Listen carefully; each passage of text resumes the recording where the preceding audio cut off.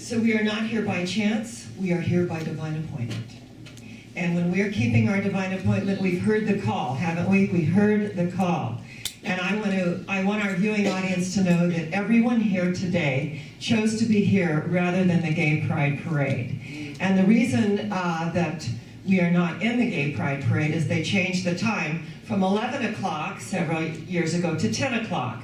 So that really excluded us from participating in the parade. But I must tell you, the 1 year I was in the parade, I have an old classic Mercedes, and so they took the top off, and they decorated my Mercedes, and we were going down to Palm Canyon. We were to meet at a specific place. Now, what I did that Sunday is I did my presentation first, and then I left our service, and two of my assistant ministers, Reverend Roger, Reverend Rich, and one of our practitioners, Reverend Roberta, we all went over to the Gay Pride, where the starting point was. But we were 5 minutes late. So they started the parade, and I saw my dogs, and I saw my car. Reverend Roger was driving my car, and I'm in, heels. And Rich and Roberta and myself were running down and saying, "Stop, stop!" And their pride, the parade is going. The police were saying, keep going," and we're going, "Stop, stop, stop!"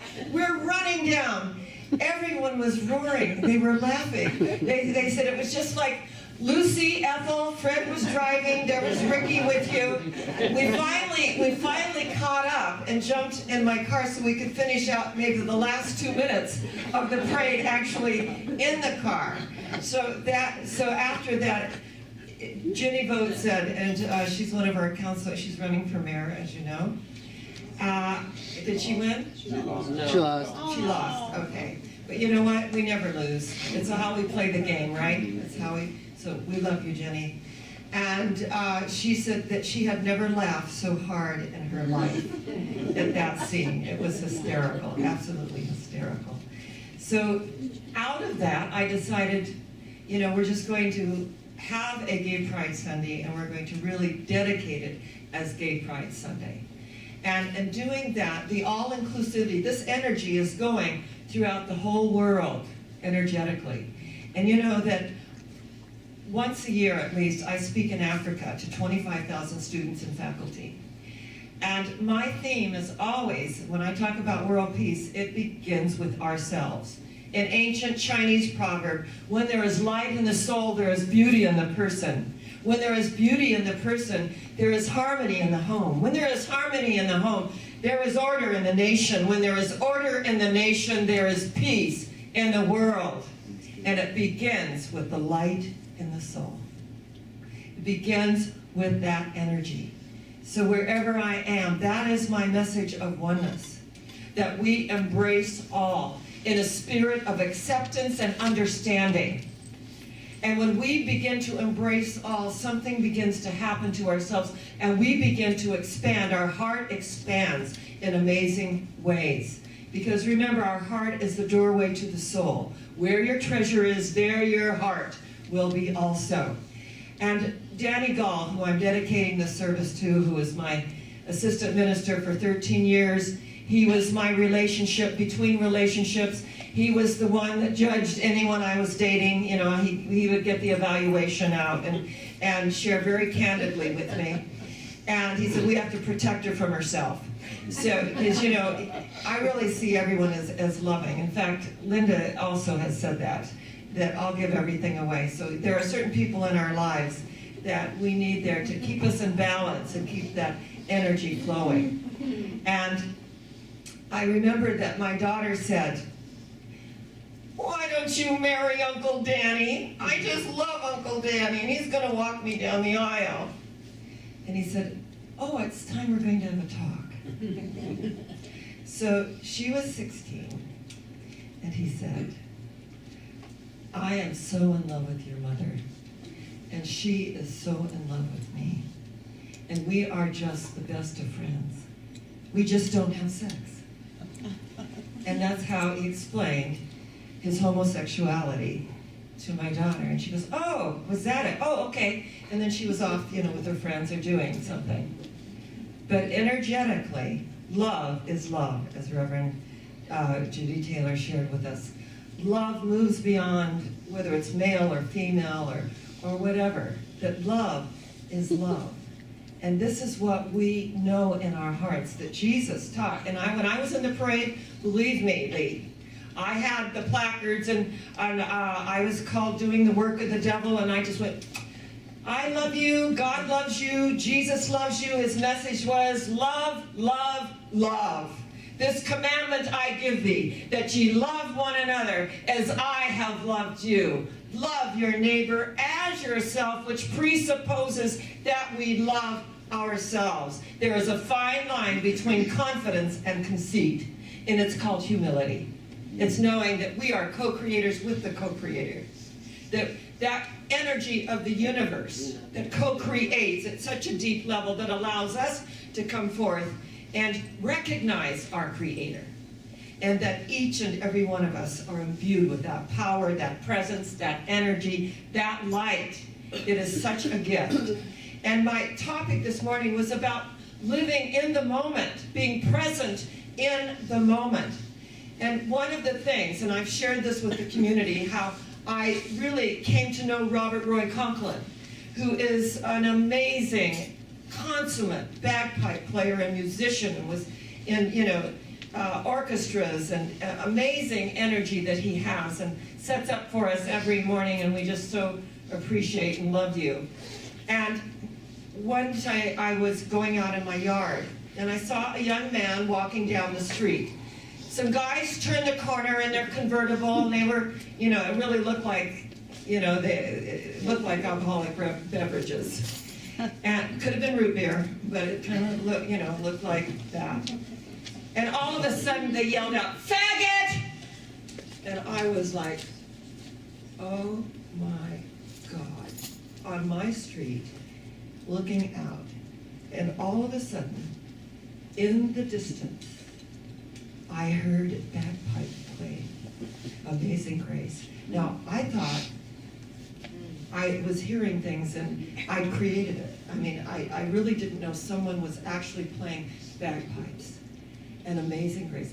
And I just teared up and I just said, thank you, Father, Mother, God, Amazing Grace. I once was blind and now I see. That energy of grace that moves through all of it. And I made a declaration, and this is a few years ago, that whatever prejudice there is in the world, whatever is within me that I silently judge, let that go, so that this energy of amazing grace fills the energy field out of an act that I felt was violent. It was verbal violence. And I just serenely just allowed myself to feel that presence. So on Wednesday Night Live, I'm sharing the story that what happened and how this occurred. And all of a sudden I heard these bagpipes playing Amazing Grace, how sweet the sound that saved a soul like me. And Robert said, that was me. I said, where are you playing? Over by Albertsons. So where I live on Coletta Way and Hermosa, it wafted through the whole energy field of the neighborhood. And that was our immediate connection, that out of evil cometh good. Out of the energy that we do not relate to, there is a higher energy that arises triumphant and victorious. And when we get that, we have that within us that transforms the routines of work into celebrations of life and love. This is why we are here. And to do our work mindfully. Buddha talked about right livelihood and doing things mindfully. The Buddhists talk about when you feel yourself flare up and you want to react, that's the spark. But we don't have to fan the flame. We don't have to fan the flame. We can acknowledge that this has come up for me, and that I'm going to keep my peace. However, I do believe in righteous anger. I think righteous anger gets things done. But to transmute the energy into solution level of getting the job done, of what needs to be done here. Because some things are insanity. Some things are unacceptable. So we take that stand and we acknowledge there is a power for good in the universe greater than we are. We're utilizing it. We're moving forward. We're allowing ourselves to arise through this situation. And believe me, there are times when I feel, I feel that energy. On November 3rd, which was last Tuesday, it was my father's birthday. My father was an alcoholic and he was an abuser. And I was raised in this environment. And I recognized it was his birthday, and I just sent a blessing to my father for all the major lessons that I've learned in my life. And I said, I'm going to be mindful today of this day. And I had to run into Staters, and the gal was so helpful, and she went down the aisle, and she got what I needed. And then when I went to the check stand, she goes, it's only $27. I said, fabulous, only. And went out, and then right there at Stater's store were these two old vets, old veterans. And I said, hi, so what are you selling? And he said, we're retired vets. We're collecting for the disabled veterans. So I pulled out some money. I said, this is in memory of my father, Raymond Dean Jacobs. And that's in his memory that when he came back from World War II, he was never the same. He became a full-blown alcoholic, and we went through a lot. And so in his memory and my forgiveness and my opportunity, I offer you this gift. And I said, and I am a minister. And they were just darling. He goes, I'm a retired minister. I said, Standard Brand? I bet Methodist. See, I was right. I can pick them out. And I said, yes. And I said, well, we believe in universal love and that we're all one. I believe that. Bless their hearts, they were in their 80s. And his old crony says, you're too pretty to be a minister. And I said, well, thank you for that, I accept, absolutely. And in that moment, there was a deeper healing of my relationship with my father. There was a deeper understanding of this little Oklahoma boy whose parents were bootleggers, and they didn't want him, and he went from pillar to post, as my mom used to say, and how he was raised. And so he didn't have the tools or the self-love to give to anyone else. There was a lot of self-loathing, and there was a lot of self-hatred. And so when we understand the workings of this, not that I condone it, nor repeat it, but to recognize and understand it, that I would not be who I am today without those experiences. And I have the opportunity to share that with him. And that when we're not living in the moment, we're living outside of ourselves. And I'm going to close today with a story about Reverend Linda and I every Valentine's Day. Now, Linda's my favorite lesbian, and someone defriended her on Facebook, and I said, I guess you're not their favorite lesbian anymore. And I'm straight, and we have such a deep love.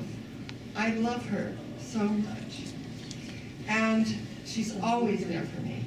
And she has seen me weep and gnash my teeth and get angry and all this, and loves me unconditionally as the spiritual leader that I am. But sometimes it is very difficult, to keep maintaining that consciousness.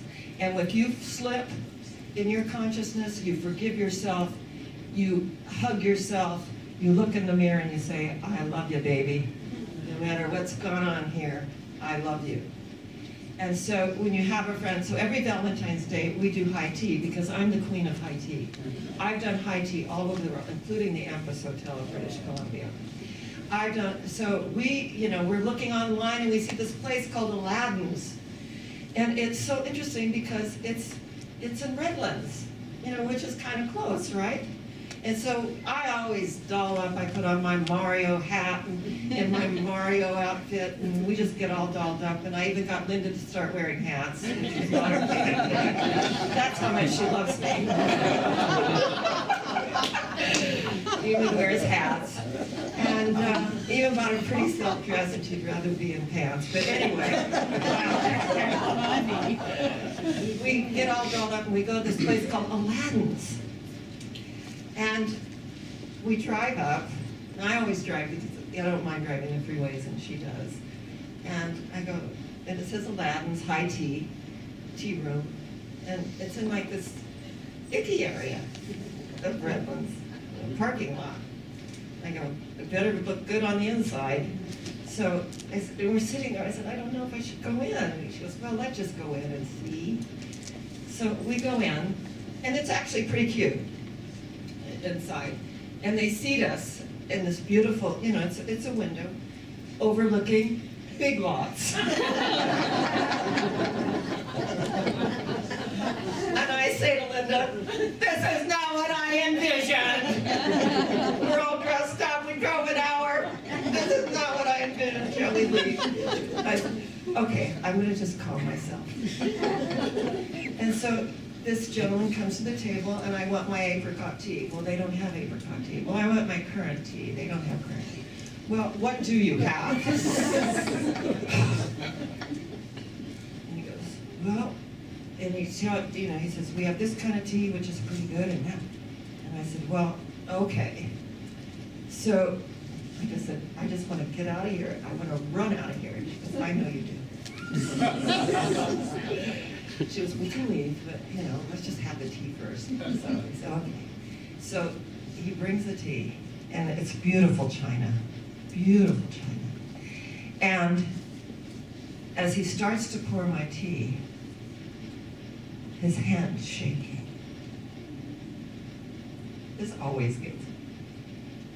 And I could see that he really wanted to please me.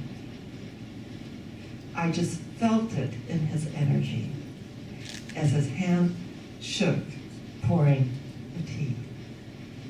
And I tasted it. And I said, this is pretty good.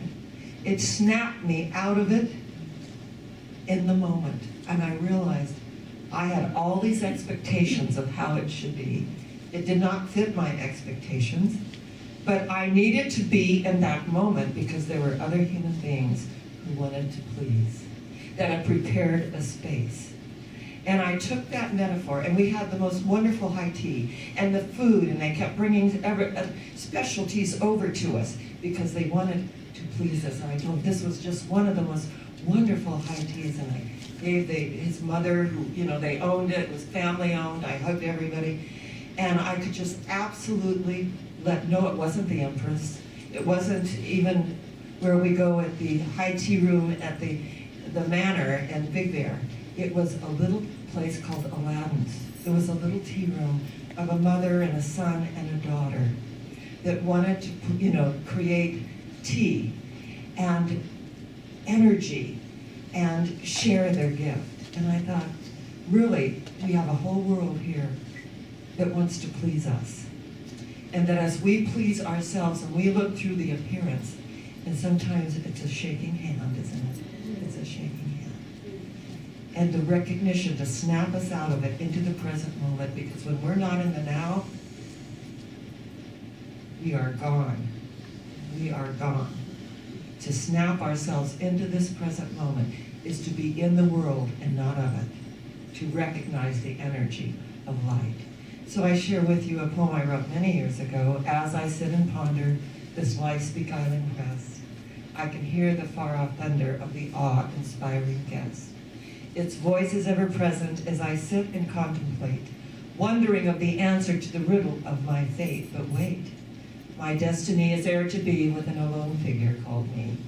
And I'm beginning to like the idea of me, for now I share a closer relationship to thee. My thoughts are but a faded glance at something I once thought was chance. I search no more, my thoughts are mine, only the infinite can tell you my rhyme. For the voice is there so strong yet so kind, and I am but a part of that universal mind. My struggle is over, my race is won. I can finally accept being a chosen one. Yes, I'm beginning to like the idea of me. For now I am one with God and with thee. So it is. We are going where? Higher yet. Where? Higher yet. Where? Higher yet. so it is.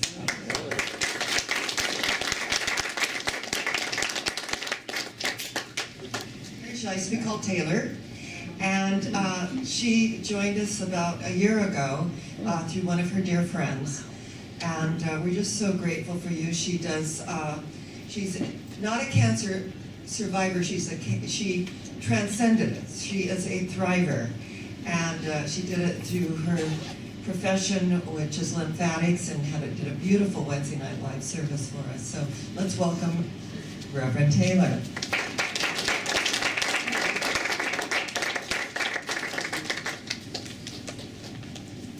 Well, I feel honored to be invited to speak today, and thank you, Cleve, for everything you do. So marvelous and uplifting and sweet. And to Dr. Sharon for making a difference in the whole world. Aren't we just the luckiest people on this planet?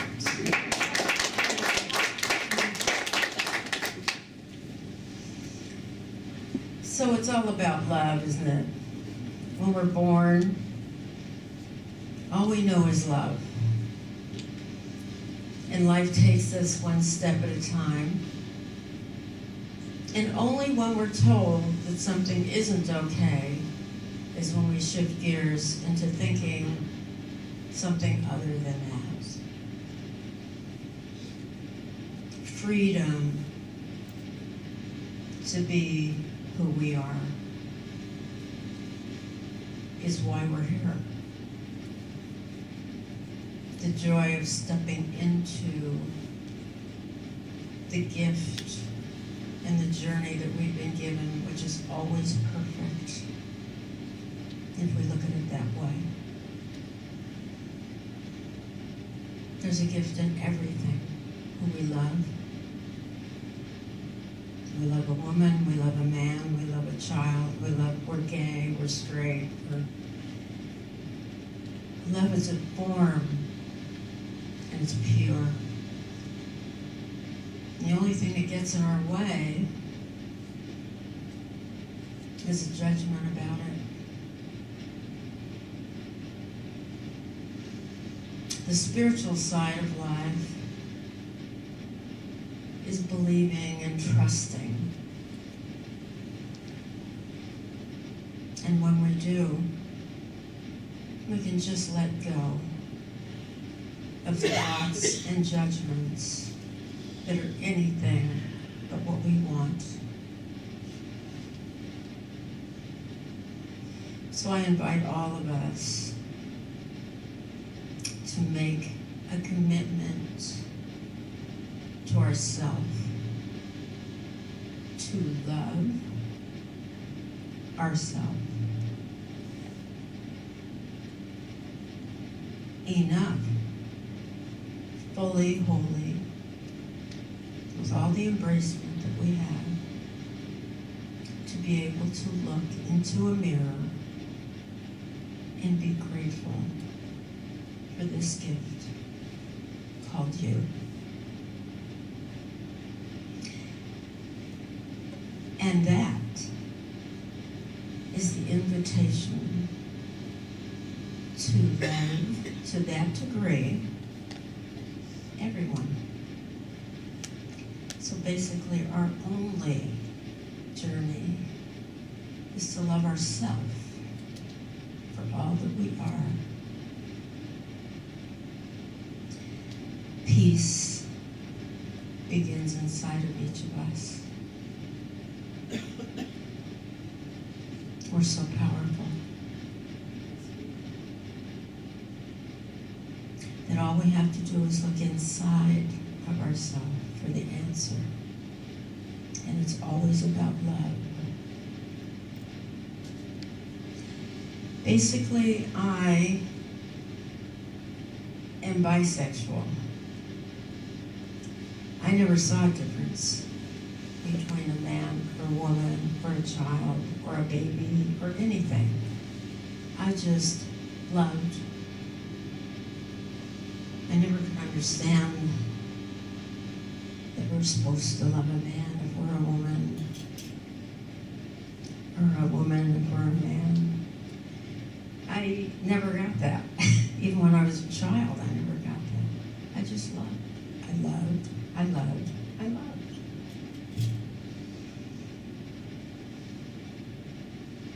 To be gay or lesbian or straight, what's the difference? It's all about love, right? Yes. There's only one thing that we have in common. So, the embracement of love, the allowance to love, to let go of anything other than love. You know, when we're in fear, we're just not here. We're somewhere else. When we're in the moment, there is nothing else but love. Be it Buddha, be it Jesus, be it whatever belief. It's all about love. All the teachings are based on love. So I honor our gay pride community in such a way. I've lived in the most beautiful places in the whole world. I've never felt more love and acceptance than in Palm Springs, in this community. Everyone can be who they are. What a wonderful world we have created. Thank you, Dr. Sharon, for always committing to that in this community. I honor that we have that. And now I'm with a woman who I'm crazy about, and it's all about love, and it has nothing to do with anything. And I love you for being here. I invite you to look into the mirror and just say to yourself, I love you. And take that out into the world. It's an inside job. I even wrote a book called It's an Inside Job. And truly, it's just so simple and easy if we just look at it that way. We're only responsible for one being, peace inside of us. Thank you for joining. Thank you for listening. Thank you for loving yourself. Take it out into this big, bad, beautiful world that we live in. And enjoy the love for yourself and for everyone else. Thank you. The platform. And Lee is very special.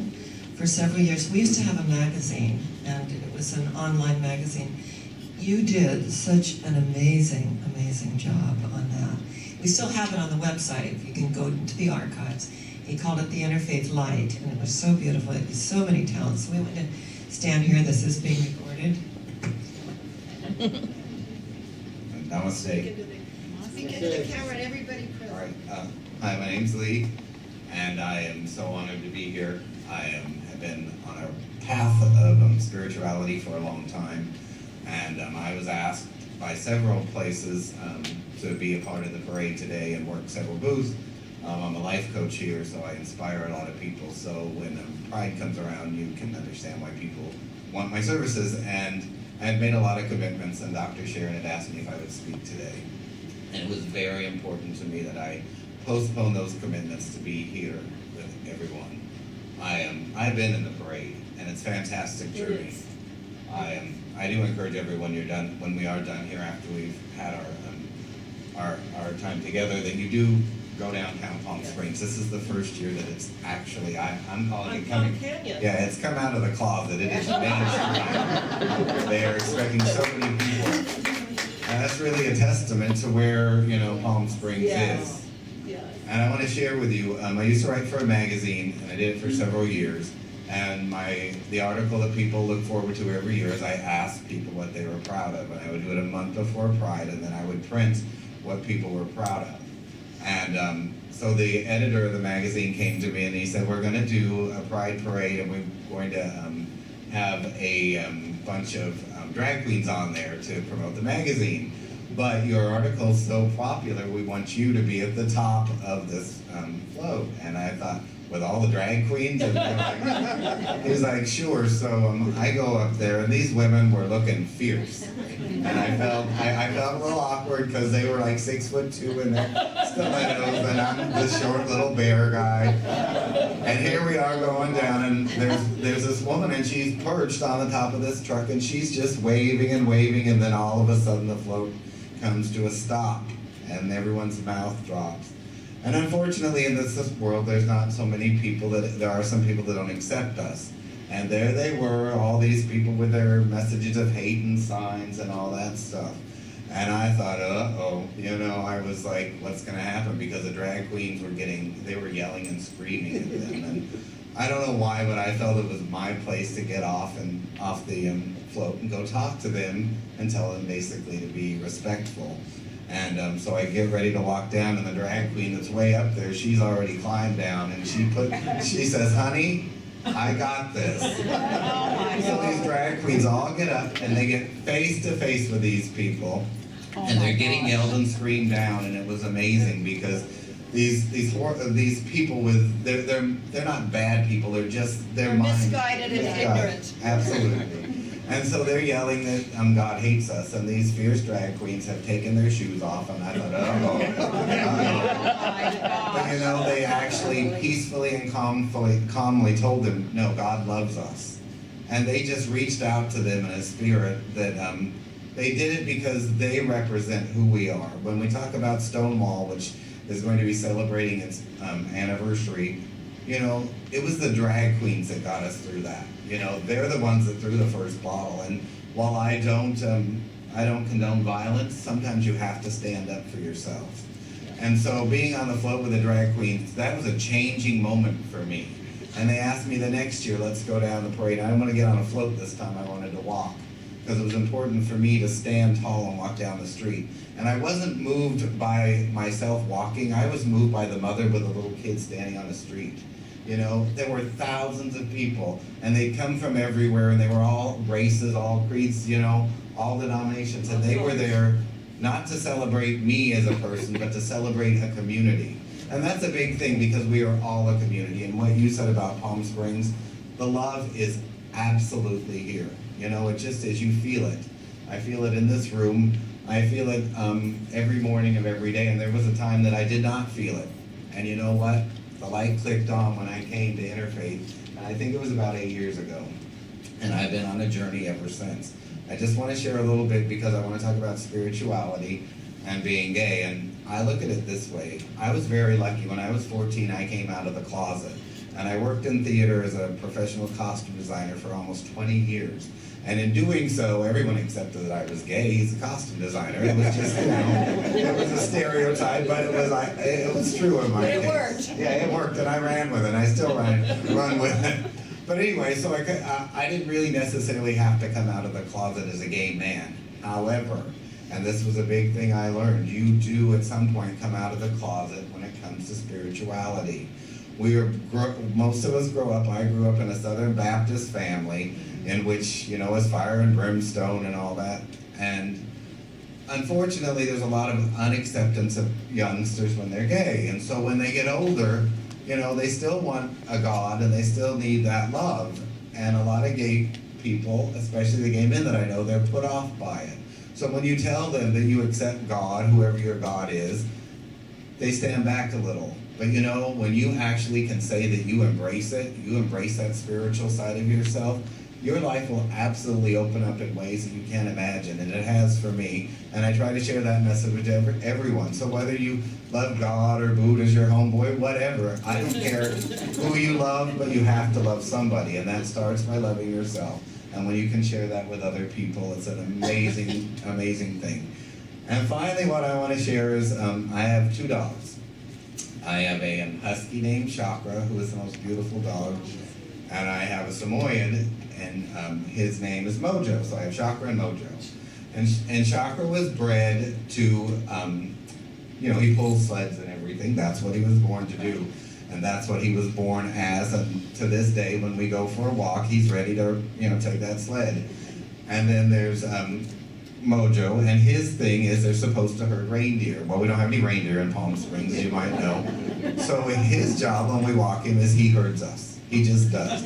It's what he was born to do, just as I was born to be a gay man. I was born to share my talents with everybody. And it's funny because people come to us, our dogs will lay with their arms completely extended to the heavens. And they say they do that because they finally, they trust you. They feel such a community, they feel part of love, and they feel no fear. And so when I come in, I see the dogs like that. I often think of that as how it is when I'm with people with spirituality, because they're so accepting, their arms are extended and all that. And the dogs are, they're supposed to be, rigid and all that, but they're not. They're so loving. And I actually can pick them up like a little baby, and I do when they're 75 pounds. And we cuddle them like this, and people say to us, well, why do they let you do this? And I said, because they love me. And when you can love yourself, I think it just spills over. This gentleman back here, I know he saves pets, and pets are a big part of my life, and I respect what you do. But the reason the dogs love me so much is because I allow them. And I learned to love myself, and in doing so, I can love everybody else. And so I thank you so much, Dr. Sharon. Dr. Sharon, this all happens when it's supposed to. She contacted me out of the blue, and she said, would you like to come and finish the ministerial classes? And when I walked in, and it had been 2 or 3 years since I had taken the class, it all came pouring back to me. And as a life coach, I share this with people every day, and sometimes we forget to apply it to ourselves. And I am just so grateful to be here, and I wish everyone a happy Pride. And I tell all my gay friends, don't be proud just on Pride weekend, be proud every single day. So, namaste. Namaste.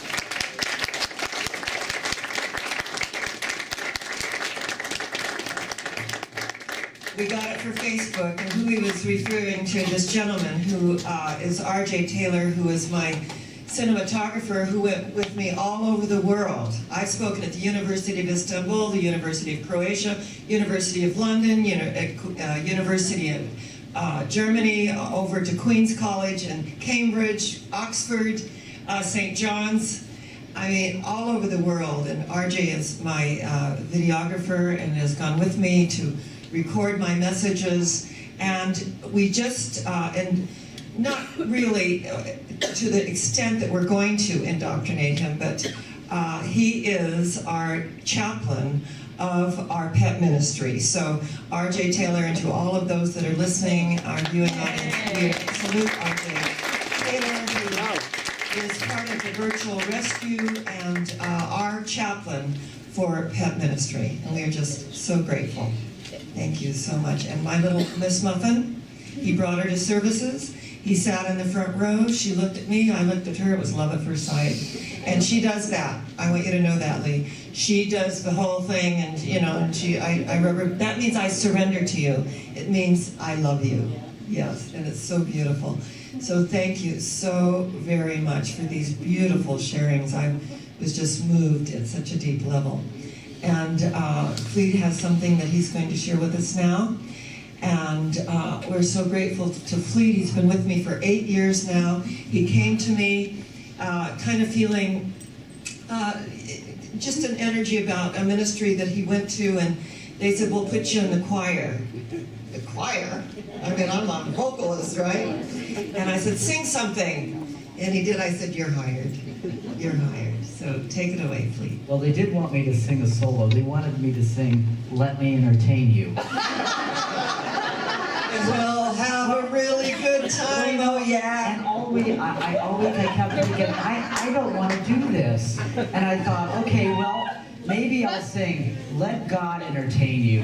Let God entertain you. But thank goodness I got there, and they had forgot they even asked me, and I didn't sing. Oh my God, that's so funny.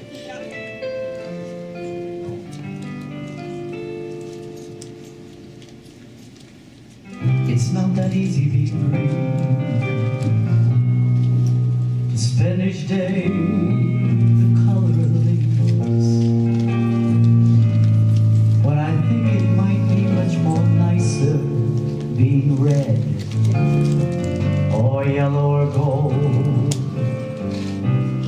something more exciting like that. It's not that easy being green.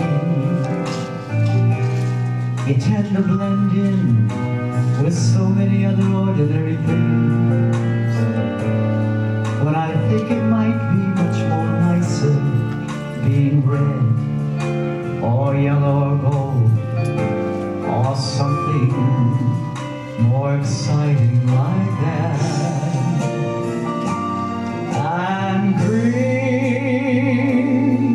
is the color of spring, and green can be so cool and rather friendly like. Why, it can be as high as a mountain, as deep as an ocean, or tall like a tree. When green is all there is to be, it can make you wonder why. But why wonder why? You see, I'm green, and that'll do just fine. It's beautiful, and it's exactly what I wanna be. You know it's not that easy being green. You tend to blend in with so many other ordinary things, and people just pass you over 'cause you're not standing out like sparkles under the water, or like stars up in the sky. And green, oh, it's the color of spring, and green can be so cool and rather friendly like. Why, it can be as deep as an ocean, high as a mountain, tall like a tree. When green is all there is to be, why, it can make you wonder why. But why should I wonder why? You see, I'm green, and that'll do just fine. It's beautiful,